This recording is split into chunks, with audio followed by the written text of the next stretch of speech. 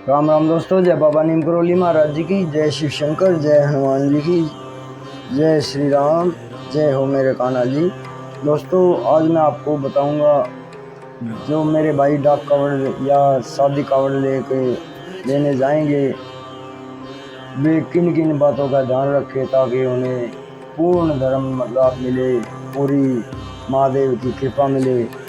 तो शुरू करते हैं दोस्तों सबसे पहले मैं आपको बताता हूँ कि जो परंपरा है कावड़ लाने की, ये सबसे पहले कहाँ से शुरू हुई। ये परंपरा दोस्तों रावण जब महादेव का शिवलिंग लेकर आया था कि मैं लंका में लेकर जाऊंगा, और महादेव जी ने उसे कहा था कि अगर रास्ते में इसे रख दिया तो ये शिवलिंग वहीं पर स्थापित हो जाएगा। तो जब रावण को लघु शंका लगती है रास्ते में, और वो शिवलिंग वहाँ पर रास्ते में ही रख देता है और वहीं पर वो विराजमान हो जाता है, स्थापित हो जाता है शिवलिंग। तो तब से ये परंपरा चली आ रही है दोस्तों।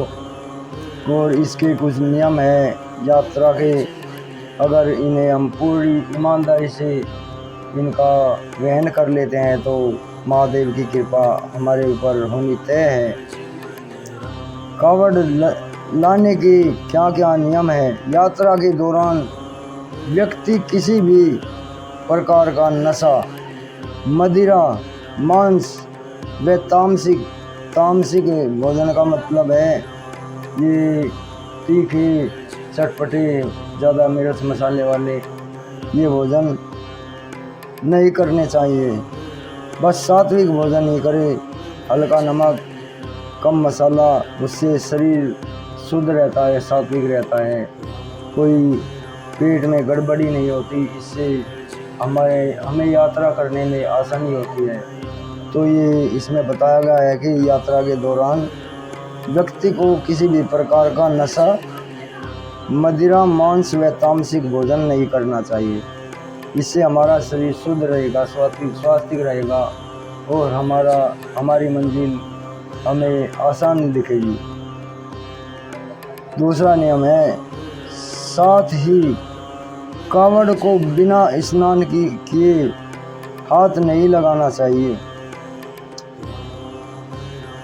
कावड़ को बिना नहाए हुए गंगा जी में स्नान किए बिना हाथ नहीं लगाना चाहिए, उसे उठाना नहीं चाहिए। स्नान करने के बाद कावड़ को उठाएं और कावड़ को कोई चमड़ा इत्यादि स्पर्श ना हो, ये विशेष ध्यान रखें। तो कोई चमड़ा हो या कोई, और 2 व्यक्ति कावड़ लेकर आ सकते हैं, बारी बारी से 2 व्यक्ति भी ला सकते हैं। अगर अकेले के बस की ना हो तो इसमें बताया गया है कि 2 व्यक्ति भी कावड़ लेकर आ सकते हैं। सावन के महीने में शिव भक्त गंगा तट पर कलश में गंगा जल भरकर उसे कावड़ में बांधकर कंधे पर लटकाकर अपने क्षेत्र के शिव मंदिर में लाते हैं और शिवलिंग पर गंगा जल चढ़ाते हैं। शास्त्रों के अनुसार सबसे पहले कावड़ की शुरुआत रावण ने की थी, और कहीं पर इसमें बताया गया है, एक शास्त्र में बताया गया है कि भगवान परशुराम ने कावड़ की यात्रा शुरू की थी। तो दोस्तों मैं इसकी पूरी जानकारी नहीं है, 2 के नाम है इसमें, रावण का भी है और भगवान परशुराम का भी है। परशुराम भगवान का भी मैं देखकर बताऊंगा। अब आगे बताता हूँ। कहा जाता है कि सावन के महीने में कावड़ उठाने वाले भक्त के सभी पाप नष्ट हो जाते हैं। कावड़ में जल भरकर शिवलिंग का अभिषेक करने वालों पर भोलेनाथ की विशेष रूप से कृपा होती है और उनके जीवन से दुख, दोष, दरिद्रता दूर हो जाते हैं।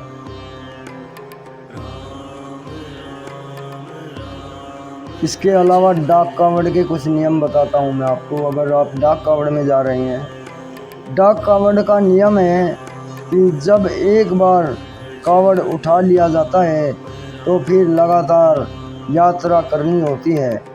डाक कावड़ यात्रा में आप विश्राम नहीं कर सकते, आपको लगातार यात्रा करनी पड़ती है। तो ये पता चल गया कावड़ लाने का महत्व। पुराणों में बताया गया है कि कावड़ यात्रा के करने से सभी पाप नष्ट हो जाते हैं, शिवलोक की प्राप्ति होती है। कावड़ यात्रा करते समय कई तरह के नियमों का ध्यान रखा जाता है। इन नियमों का पालन करते हुए ही कावड़ यात्रा पूरी मानी जाती है।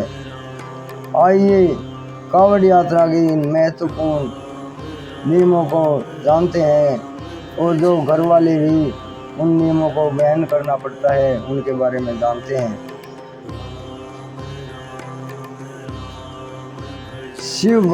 शिव भगवान सबसे पहले कावड़ यात्रा रावण लेकर आया था। रावण की सबसे पहले शुरुआत है शिव कावड़ में, ये इसमें रामायण में लिखा है। और कावड़ियों के घर वाले भी इन बातों का विशेष ध्यान रखें। जब घर का कोई सदस्य कावड़ लेने जाता है तो उसके जाने के बाद घर वाले इन बातों का विशेष ध्यान रखें। किसी भी भिखारी या गरीब को खाली हाथ ना लौटाएं। अगर कोई भूखा है उसे खाना दें और उसका सम्मान करें, तिरस्कार ना करें। नंबर 2 पर है घर में सात्विकता एवं स्वच्छता बनाए रखें। नंबर 3 है भगवान शंकर से सुबह शाम प्रार्थना करें कि कावड़िया और जो हमारा परिवार का एक सदस्य है वो जल लेने गया है, भगवान वो सकुशल आपके दर्शन करके आपके ऊपर आप गंगा जी का जल लेकर के घर सकुशल लौट आए।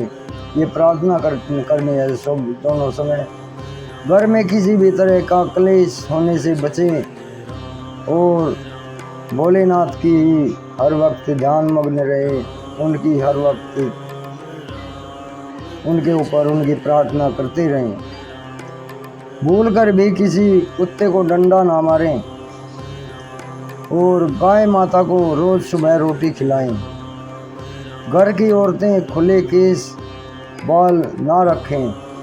तो दोस्तों ये घर वालों के कुछ नियम हैं, ये सत्य बात है, इसमें लिखी है, ये मैं अपनी आप नहीं लिखी है, ये किताब है उसमें लिखे हैं कावड़ियों के नियम, और इसे मैंने आपको सुनाया है। दोस्तों अगर आपको ये नियम अच्छे लगे तो इनका पूरा वहन करना और आपको पूरा भगवान महादेव की पूरी कृपा मिलेगी, देवों के देव महादेव जी की। अभी मैं आज्ञा लेता हूँ दोस्तों। जय श्री राम, जय हनुमान जी की, जय बाबा नीम करोली महाराज। हर हर महादेव।